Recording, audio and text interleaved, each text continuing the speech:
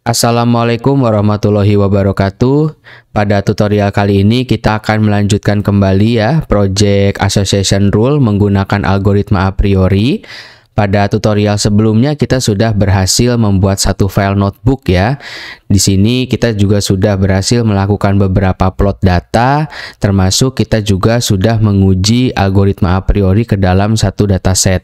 Di mana pada tutorial sebelumnya kita sudah berhasil menampilkan gitu ya beberapa frequent item set ya, atau keterikatan satu item dengan item lain didukung dengan nilai support, nilai confident, dan leave ratio seperti itu. Berarti di sini pada tutorial sebelumnya kita sudah berhasil mengimplementasikan gitu ya algoritma a priori ke dalam satu dataset, dimana kemarin kita menggunakan breadbasket.csv ya.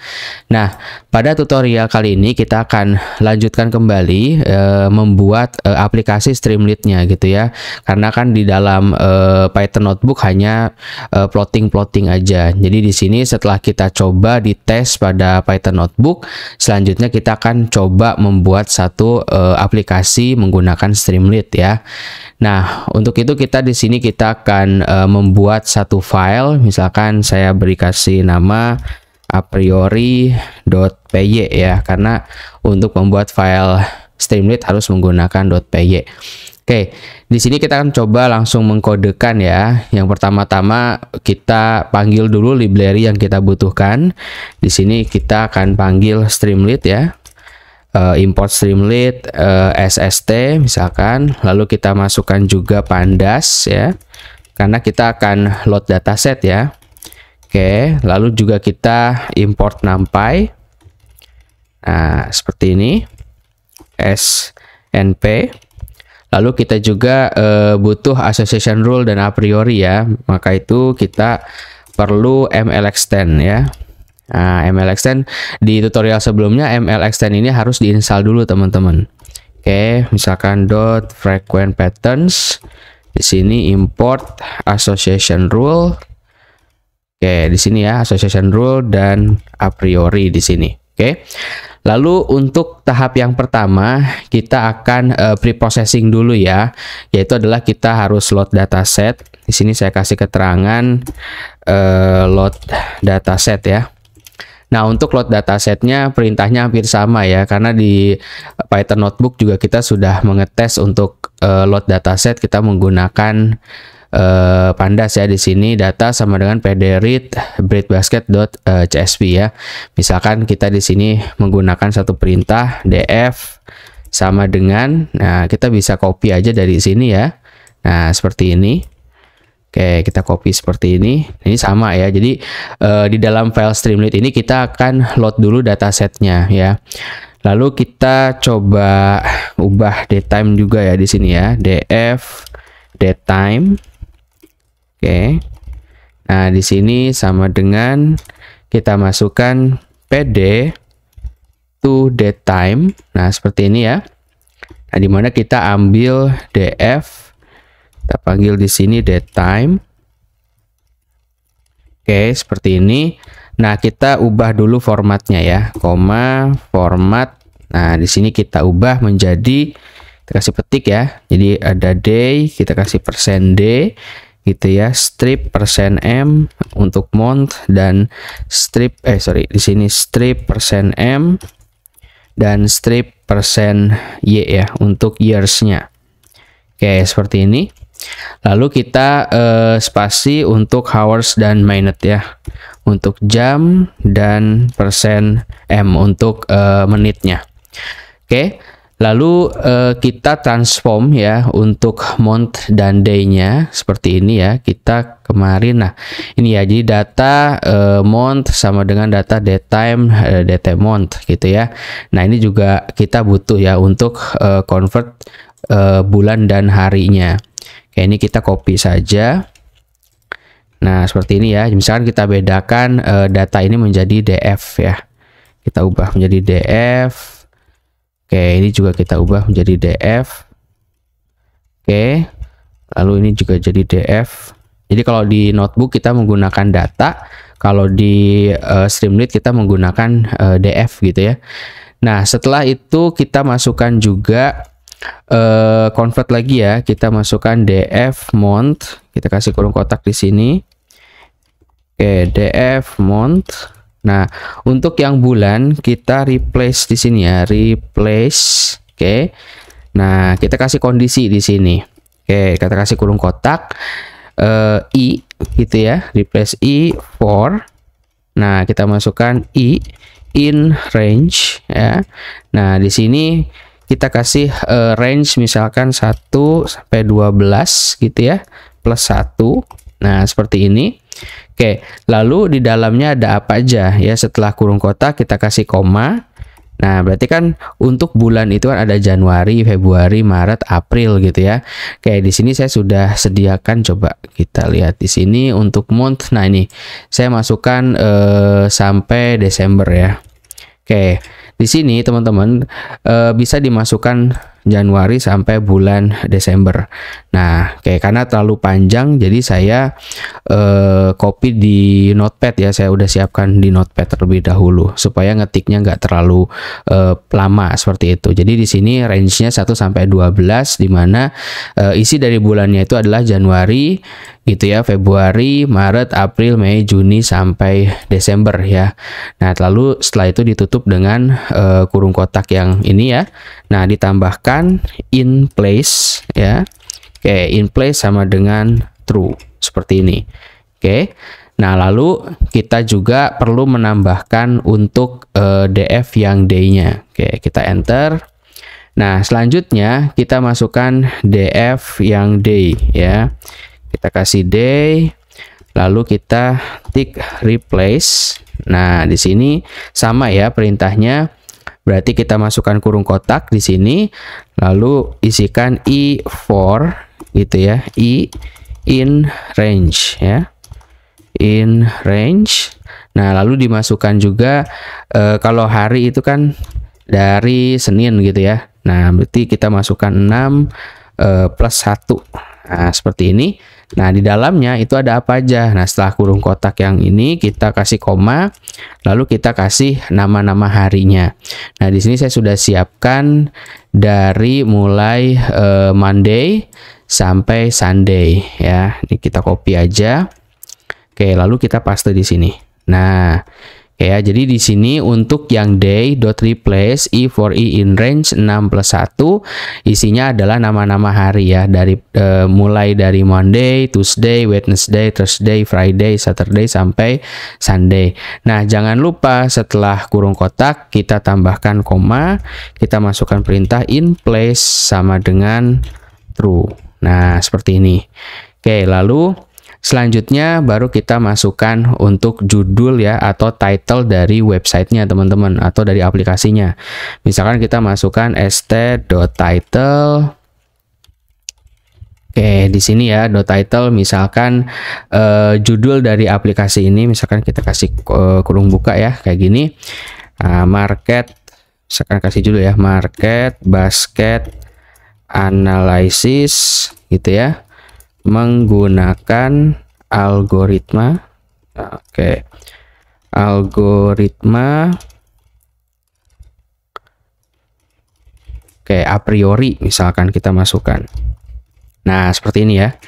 Nah, sampai di sini kita bisa cek untuk running aplikasinya teman-teman ya. Coba kita masuk ke Explore. Nah, di sini sudah jadi ya filenya ya, a priori.py. Kita coba running ya, kita open in terminal. Nah, coba kita masukkan perintah streamlit run a priori.py. Nah, kita coba tes gitu ya, aplikasinya sudah jalan apa belum. Oke, nah sini judulnya udah muncul ya, Market Basket Analysis menggunakan algoritma a priori. Tinggal kita masukkan input-inputannya teman-teman. Oke, kita kembali lagi ke source code ya. Nah, setelah judul, di bawahnya kan kita akan membuat ini ya, inputan teman-teman, form-form inputan. Nah, otomatis kita akan membuat beberapa fungsi ya. Yang pertama, kita bikin fungsi untuk get datanya dulu.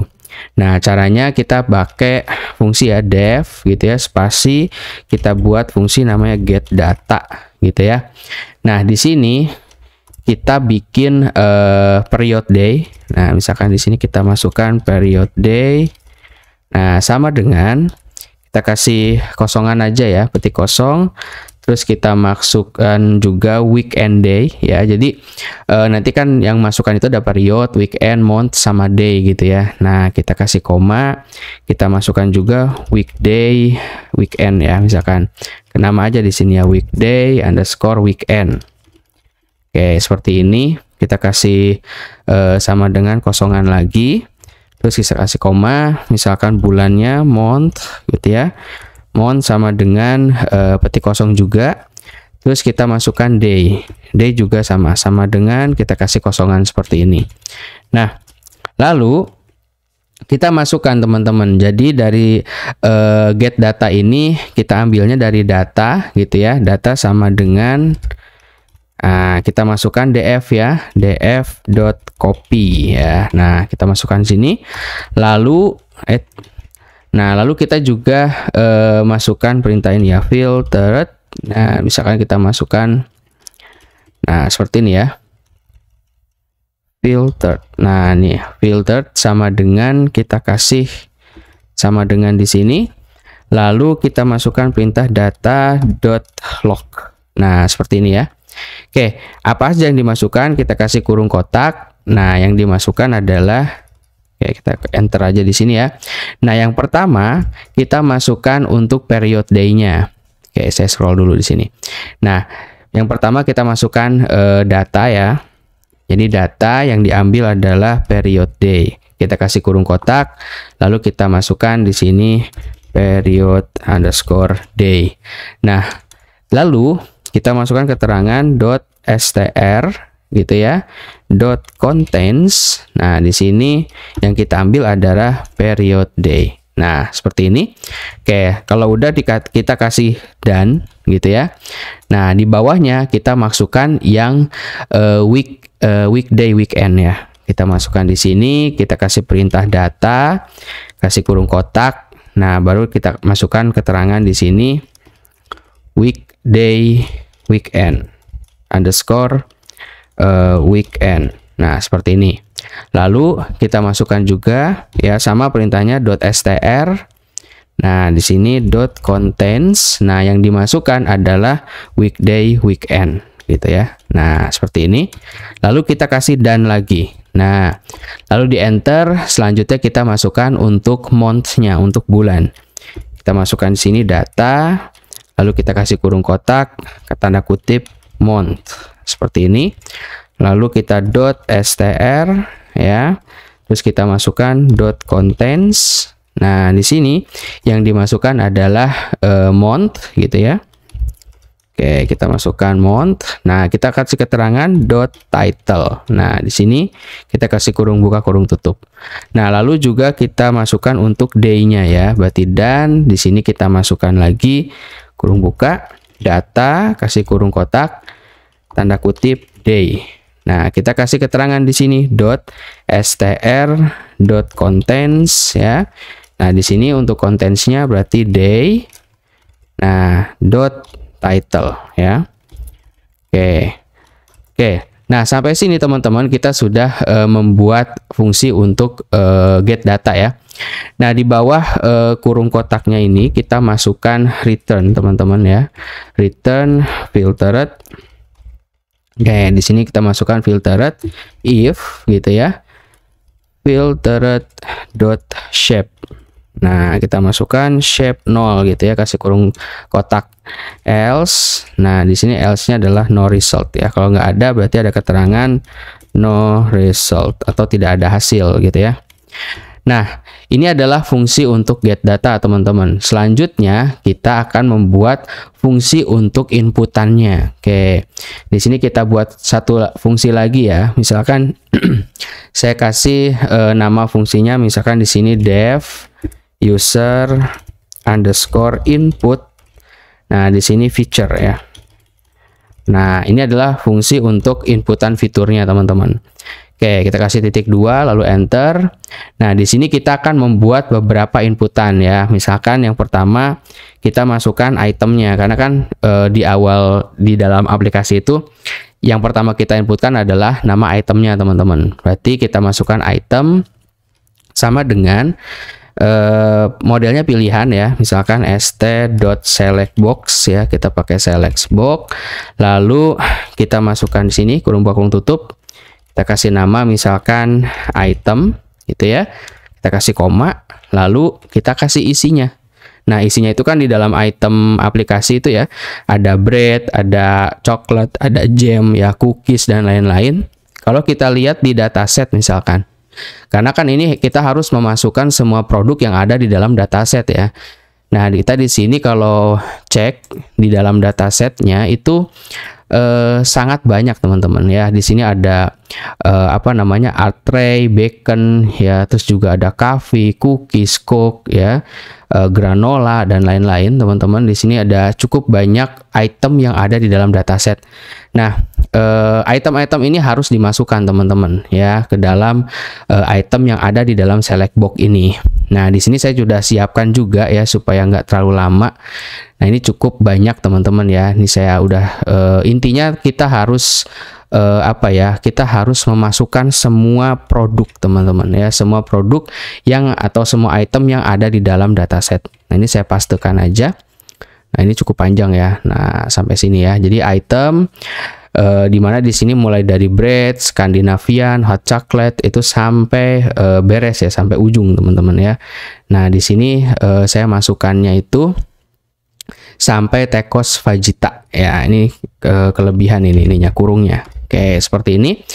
Nah, lalu kita juga perlu memasukkan menu yang lain ya. Di sini inputan yang lainnya adalah kita akan memasukkan setelah item, kita masukkan juga period day-nya. Oke, kita masukkan di sini period day. Nah, misalkan ya, kita masukkan period underscore day sama dengan kita bikin select box juga ya. Berarti st.select box. Nah, di sini select box-nya kita kasih nama misalkan period day ya. Si petik period day misalkan. Nah, untuk period day-nya berarti kita masukkan periodenya kan. Di dalamnya adalah ada morning ya, morning, afternoon, evening gitu ya. Karena kalau misalkan kita lihat di dalam dataset ya untuk period day itu, nah di sini kan ada afternoon, evening, morning, sama night gitu kan. Nah, ini juga kita masukkan untuk yang period day-nya. Nah, kalau ini kita coba ketik aja ya. Di sini kita kasih koma, lalu kita masukkan kurung kotak seperti ini. Kita kasih petik ya. Kita masukkan morning gitu ya, sesuai di dataset ya. Kita kasih koma lagi, kasih petik misalkan afternoon gitu ya. Oke. Nah, di sini afternoon, terus kita kasih koma lagi, kita masukkan evening, misalkan di sini evening, lalu kita kasih juga petik untuk night ya, night. Nah, seperti ini. Oke, nah ini adalah untuk yang period day. Nah, selanjutnya teman-teman, kita juga masukkan weekday, weekend ya. Oke, kita masukkan weekday underscore weekend. Nah, seperti ini sama dengan ini juga sama, kita buat dalam bentuk select box ya, st.select box ya, select box.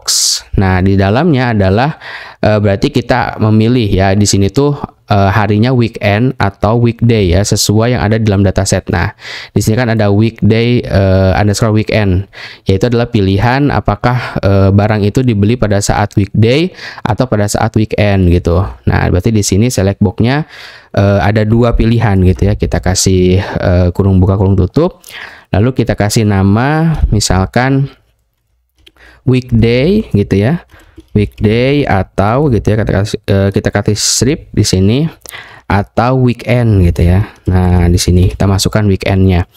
Nah, lalu untuk pilihannya berarti kita kasih koma, kita kasih kurung kotak.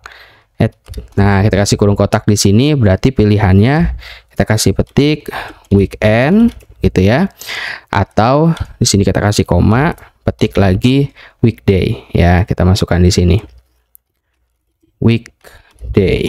Nah, oke. Nah, lalu selanjutnya teman-teman, nah ini harus sama ya seperti yang di sini ya, weekend, weekday atau weekend. Nah, selanjutnya teman-teman, kita juga akan memasukkan bulannya ya. Berarti kita masukkan di sini month.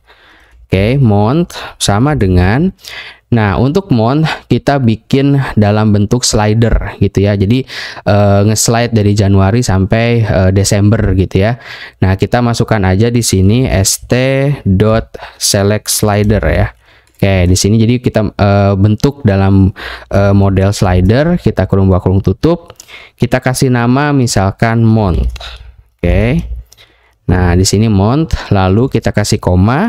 Nah, isi dari month apa aja? Kita kasih kurung kotak. Lalu diisikan beberapa bulan ya di dalam dataset ya. Nah, di sini kalau kita convert kan kemarin month-nya itu ada Januari, Februari, Maret sampai Desember. Nah, di sini saya sudah siapkan teman-teman. Nah, ini ya. Jadi bikin seperti ini sampai Dec ya, sampai Desember. Oke, di sini kita paste aja. Nah, gini ya. Jadi untuk yang month berarti kita masukkan Jan, Feb, Mar, APR, Mei, Juni, Juli seperti ini ya. Sampai masuk ke Desember. Nah, selanjutnya setelah month kita juga masukkan untuk day-nya atau untuk hari ya. Berarti day sama dengan kita buat dalam slider juga, berarti st.select slider ya. Oke, kita kasih kurung buka kurung tutup, kita kasih nama misalkan day. Nah, untuk day isinya apa aja? Berarti dari Monday, Tuesday, Wednesday, Thursday sampai Sunday gitu ya. Oke. Nah, di sini kita coba lihat. Nah, ini saya sudah siapin juga ya di Notepad. Ini saya siapin supaya nggak lama teman-teman ngetiknya ya. Nah, kita kasih paste aja di sini. Jadi day itu kita buat dalam bentuk slider, dalamnya tuh month, tue gitu ya, Tuesday, Wednesday, Thursday, Friday sampai Sunday.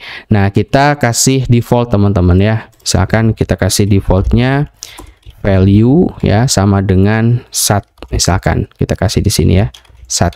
Nah, ini untuk default value-nya teman-teman. Nah, setelahnya kalau misalkan sudah ya, kita masukkan return ya. Kita enter di sini return, di sini period day gitu ya. Terus kita masukkan weekday, weekend, terus juga kita masukkan a month gitu ya. Terus juga kita masukkan day.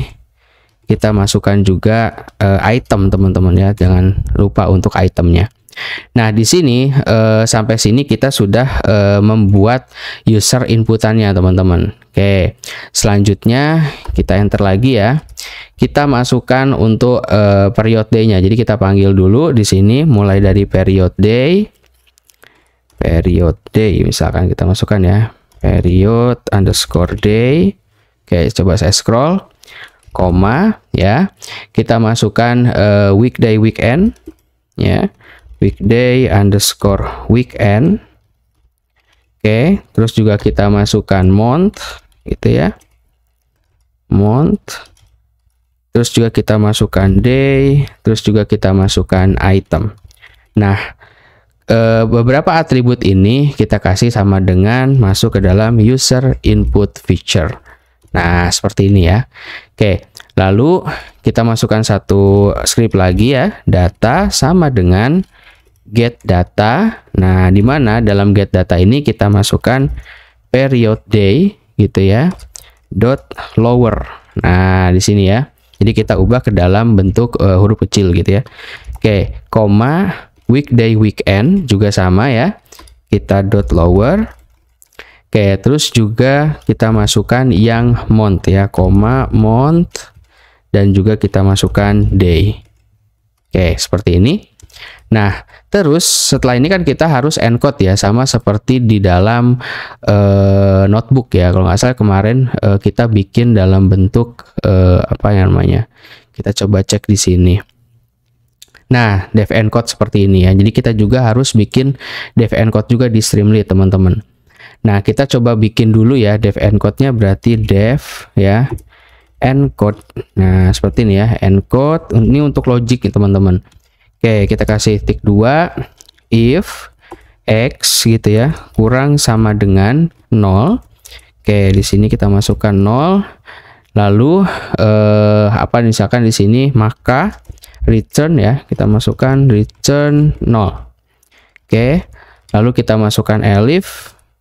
Nah, di sini elifnya misalkan x lebih besar sama dengan 1 gitu ya. Maka di sini return 1. Misalkan di sini untuk def encode aja ya. Oke, lalu kita masukkan kondisi di sini. Misalkan di sini untuk kondisinya if ya, kita masukkan di sini if type. Nah, di sini dalam kurung data tidak sama dengan misalkan type di sini hasilnya adalah no result ya, tidak ada hasil. No result. Ini untuk apa namanya antisipasi aja kalau misalkan nggak ada datanya teman-teman. Nah, di sini kita akan memasukkan salah satu fungsi ya untuk kondisinya ya. Jadi kalau misalkan type datanya nggak sama dengan tipe, maka di sini kita kasih hasil adalah no result teman-teman. Nah, caranya kita masukkan beberapa script ya. Misalkan yang pertama kita masukkan nama item count sama dengan, nah untuk item count sama dengan data.groupby ya. Sini kita kasih kurung tutup, terus kita kasih kurung kotak. Nah, di dalamnya itu adalah transaction, teman-teman. Oke, transaction. Nah, terus kita kasih koma di sini dan item ya. Kita masukkan item. Nah, terus di dalam item ya, kita masukkan setelah kurung tutup ini ya, kita masukkan itemnya. Kita kasih kurung buka lagi, kurung kotak. Kita masukkan item. Nah, di sini item.count ya. .count, kita kasih kurung buka kurung tutup .reset index. Nah, kita masukkan ya. Name-nya apa? Di sini reset index name sama dengan count. Oke, kita masukkan count. Nah, seperti ini. Oke, lalu script yang berikutnya ya, setelah item count kita bikin lagi item count pivot ya. Di sini item count underscore pivot.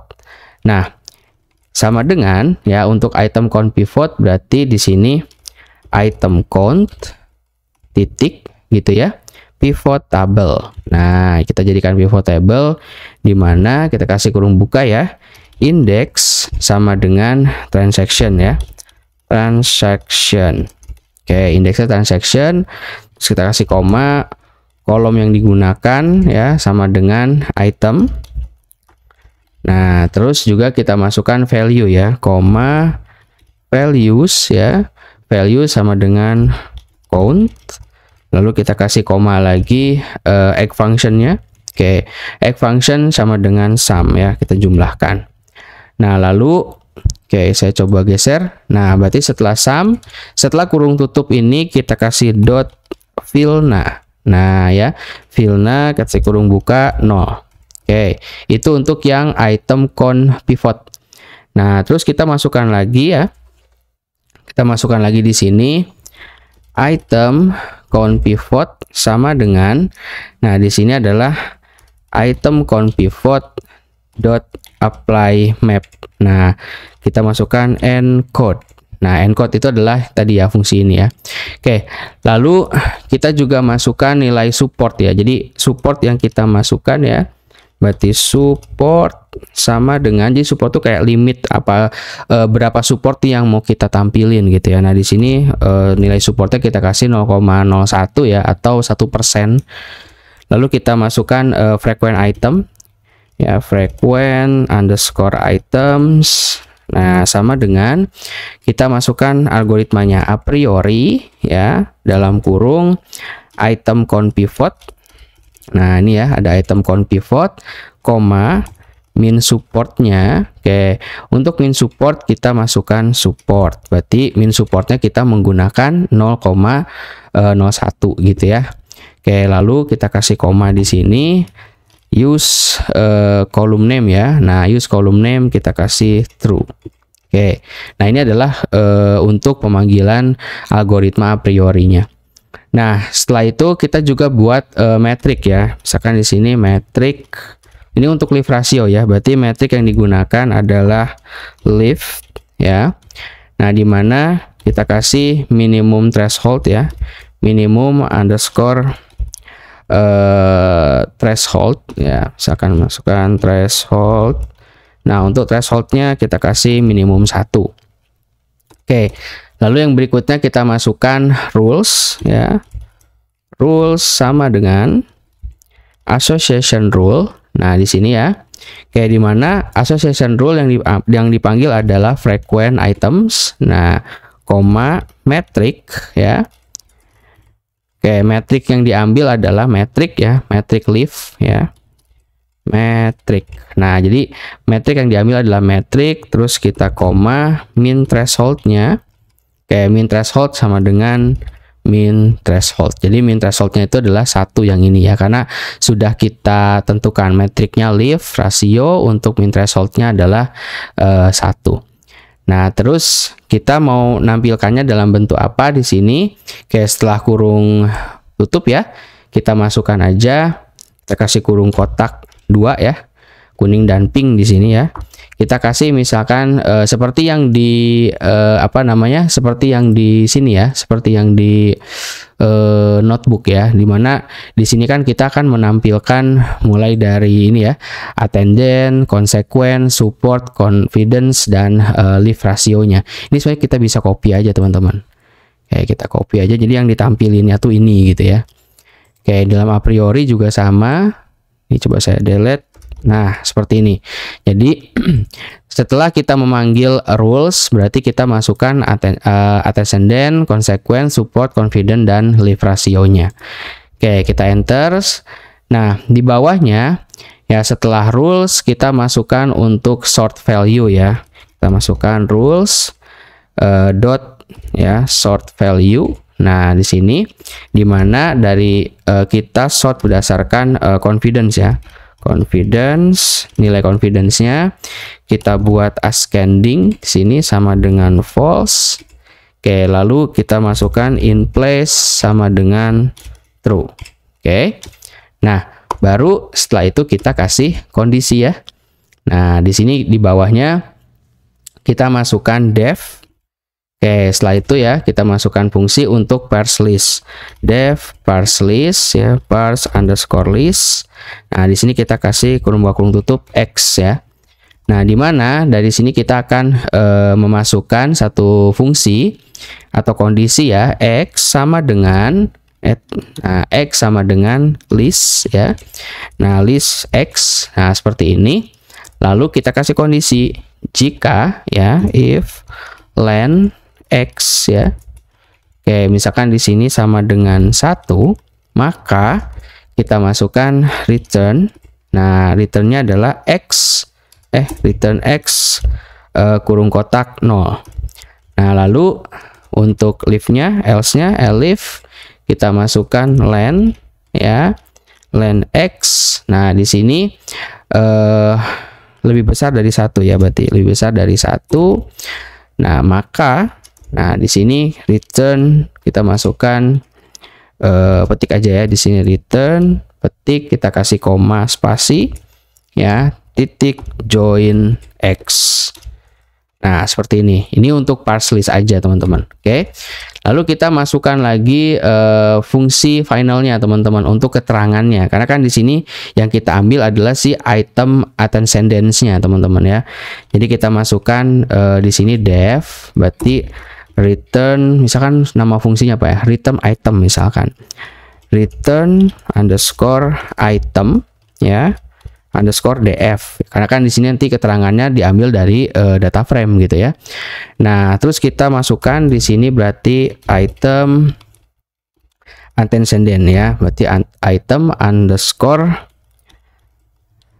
antecedents. Oke, seperti ini. Kita kasih tutup titik koma atau titik 2 ya, sorry. Data ya, sama dengan kita masukkan rules ya. Nah, rulesnya yaitu kita kasih kurung kotak 2 kali. Yang pertama adalah berdasarkan antecedent-nya ya. Oke, kita masukkan antecedents, terus kita kasih koma, terus kita masukkan konsekuen. Jadi jika membeli antecedents maka membeli yang konsekuen kan gitu. Nah, kita masukkan consequence ya. Oke, kita masukkan consequence, terus kita titik copy ya. Oke, lalu kita definisikan lagi. Berarti antara data antecedents dan data consequence gitu ya. Karena jika membeli antecedents maka membeli yang konsekuennya. Berarti kita definisikan di sini data, kita kasih kurung kotak ya. Kurung kotak, kita masukkan antecedents. Oke, seperti ini. Oke, coba antecedent. Oh ya, ini ada n-nya. Oke, antecedents ya. Sama dengan kita masukkan data ya, di sini coba kita copy aja. Data antecedent sama dengan data antecedent dot apply. Nah, kita masukkan apply parse list ya. Oke, seperti ini. Terus juga kita masukkan untuk data consequence. Berarti data kurung kotak kita masukkan consequence ya. Consequence. Nah, untuk consequence berarti ini saya copy dulu. Oke, sama dengan berarti data consequence dot apply parse list ya. Oke, kita masukkan parse listnya. Nah, setelah itu kita kasih return ya, berarti return list. Oke. Nah, untuk return list kita panggil data dot log ya. Nah, di sini kita kasih kurung kotak data, terus kita kasih kurung kotak lagi untuk antecedent-nya. Berarti tanda petik antecedents ya. Oke, kita kasih di sini ya. Berarti data antecedents terus sama dengan kita kasih di sini. Nah, item Nah, kita masukkan item antecedents. Nah, jangan lupa kita kasih dot ilog ya. Oke, di sini untuk ilognya kita kasih kurung kotak 0, ya, titik 2 seperti ini. Oke, lalu kita kasih jika ya, kondisi di bawahnya if. Nah, misalkan di sini type ya, data. Nah, jika data tidak sama dengan, nah kita masukkan type no result ya. Kita masukkan hasilnya adalah no result. Oke. Lalu maka, jadi kalau misalkan no result maka dinyalakan yang markdown ya teman-teman. Berarti kita kasih hasilnya st markdown, berarti hasil rekomendasi. Jadi langsung keluar hasil rekomendasinya. Kita kasih keterangan hasil rekomendasi. Nah, jadi kalau misalkan hasilnya nggak no result ya. Kalau no result itu kan di sini. Nah, jika datanya nggak sama dengan type maka dia no result. Nah, kalau no result dia nggak akan ada hasil. Tapi kalau misalnya ada result maka akan langsung keluar ini ya. Hasil rekomendasinya adalah kita kasih st.success. Nah, berarti kita tinggal panggil. Nah, di sini kita kasih F misalkan ya, F, terus kita kasih petik jika. Nah, misalkan di sini ya, jika konsumen membeli, misalkan di sini ya, jika konsumen membeli, misalkan saya kasih bintang 2. Nah, seperti ini kita kasih kurung kurawal ya. Oke, seperti ini, kurung kurawal buka, kurung kurawal tutup, item. Oke, nah jika konsumen membeli item, lalu kita kasih koma, maka konsumen tersebut membeli return df item ya. Berarti kita kasih membelinya, terus kita kasih bintang 4 ya, seperti ini. Nah, di tengahnya kita kasih kurung kurawal buka tutup. Nah, di sini kita panggil untuk return item df, kasih kurung tutup lagi item. Nah, seperti ini ya. Oke, saya coba geser item, kita kasih kurung kotak 1. Nah, seperti ini. Lalu secara bersamaan misalkan seperti itu ya. Secara bersamaan. Oke, jadi nanti Misalkan jika konsumen membeli bread, maka membeli roti secara bersamaan seperti itu. Jadi nanti kita nggak tahu item sama return type item DF-nya itu apa, seperti itu. Oke, kalau sudah kita coba save. Lalu kita coba load di aplikasi Streamlit-nya ya. Jadi di sini sudah selesai teman-teman sampai baris 78 ya. Coba kita kembali ke browser, terus coba kita refresh. Oke, nah seperti ini teman-teman jadinya. Nah di sini kita lihat ya itemnya. Oke, itemnya itu kita lihat semua item yang ada di dalam dataset itu sudah muncul ya. Ada spinach branch, duck egg, t-shirt vegan, vegan fish ya, postcard dan lain-lain. Ini sesuai yang ada di dalam dataset. Terus period day-nya kita lihat ya, morning, afternoon, evening sampai night. Terus weekday, weekend-nya juga pilihannya antara weekday dan weekend. Lalu month-nya dari Januari sampai Desember secara slider ya. Day-nya juga Monday sampai Sunday itu juga slider. Nah, coba kita tes ya. Misalkan di sini itemnya kita pilih bread ya, roti gitu ya. Terus period day-nya kita pilih yang afternoon. Nah, misalkan roti dibeli siang hari di weekend atau weekday lah. Kita pilih weekday. Nah, untuk bulannya misalkan kita di bulan November misalkan. Nah, seperti ini. Coba kita lihat. Misalkan di sini kan Saturday nggak keluar ya, karena kan kita pilihnya di weekday. Berarti weekday itu mulai dari Monday. Oke, di sini kalau Monday berarti jika konsumen membeli bread maka dia membeli sandwich. Tapi kalau kita lihat misalkan di hari Selasa ya, Tuesday, beda lagi ya. Kalau misalkan membelinya di hari Selasa ya, di siang hari weekday, hari Selasa itu konsumen jika membeli bread maka membeli tea gitu. Tapi kalau kita geser lagi ke Rabu gitu ya. Nah, beda lagi di sini, jika membeli bread maka membeli hearty and seasonal misalkan. Sisal. Oke, misalkan ke Kamis, beda lagi ya. Jika konsumen membeli bread, maka membeli sandwich. Nah, sampai sini teman-teman untuk aplikasi dari association rule ya, menggunakan algoritma a priori itu sudah selesai teman-teman. Jadi, teman-teman bisa mencoba codingannya ya, dari mulai tarik data sampai membuat model a priorinya. Nah, di sini sudah cukup lengkap ya teman-teman ya, dan juga dibuat lebih sederhana ya. Yang penting kita bisa memasukkan atribut, lalu juga kita bisa memanggil algoritma a priorinya ke dalam model teman-teman, sehingga bisa ditampilkan satu aplikasi seperti ini. Ya, kalau misalkan teman-teman mau memodifikasi bisa ya, misalkan teman-teman memiliki dataset ya, misalkan dataset transaksi yang ada timingnya gitu ya, dengan produk yang berbeda, ini juga bisa dijadikan referensi seperti itu. Oke, sampai sini teman-teman untuk demo aplikasinya ya. Selamat mencoba, mudah-mudahan tidak ada error teman-teman ya. Semoga tutorial ini bermanfaat. Saya tutup, billahi taufik wal hidayah. Wassalamualaikum warahmatullahi wabarakatuh.